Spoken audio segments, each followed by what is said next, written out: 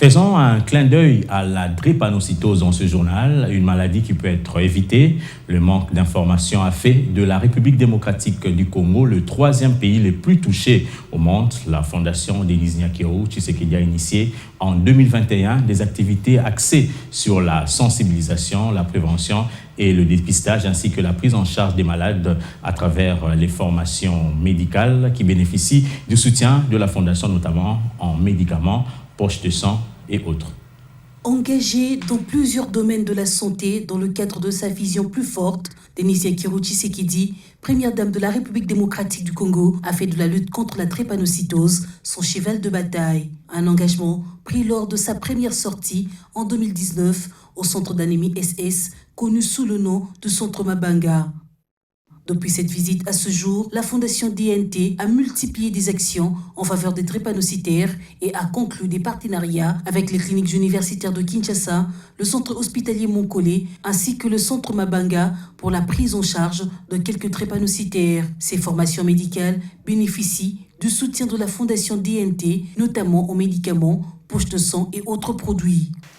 En ce qui concerne la santé, la Fondation a ciblé une maladie génétique qui touche au moins 2% des nouveau-nés et qui est l'une des causes majeures de mortalité infantile et maternelle dans mon pays. Il s'agit de la drépanocytose. Notre stratégie actuelle consiste à intervenir, premièrement, dans la prise en charge des enfants drépanocytaires par un appui régulier en médicaments et de la construction d'un centre hospitalier moderne. Mais elle ne s'est pas arrêtée là. En 2021, la Fondation Denis Nyakero Tshisekedi a organisé des activités de sensibilisation, de prévention et de dépistage. 25 000 jeunes et 3 000 couples ont été sensibilisés et 200 poches de sang ont été récoltées.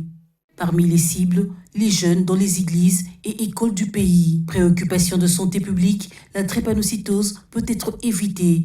Il faut donc marteler sur la sensibilisation pour une lutte efficace. Le grand problème de cette maladie, c'est la communication. Donc c'est une maladie un peu négligée. La population n'est pas vraiment informée sur cette maladie. Raison pour laquelle nous sommes là, nous sensibilisons. On a eu à sensibiliser dans les églises. On a profité de l'occasion pour faire la collecte des sangs, pour arriver à aider tant soit peu ces drépanocytaires. La Fondation Denis Nyakero est avec eux. Nous allons les assister, nous allons les accompagner. Toujours dans le domaine de la santé, la Première Dame a doté plusieurs structures sanitaires, des équipements pour le service de maternité et pédiatrie, ainsi que des médicaments. Elle est passée à Isiro, à Kisangani, à Buta, en Ituri, à Massimanimba, à Kenge, à Goma et à Kinshasa. Au nom de sa fondation, elle a également assisté les personnels soignants, les femmes et les enfants vulnérables en vivre et plusieurs autres biens de première nécessité. Denis Nyakero Tshisekedi est aussi engagé dans la lutte contre la fistule obstétricale en dotant plusieurs structures de santé du pays de matériel et kits chirurgicaux pour la prise en charge des femmes souffrant de la fistule obstétricale.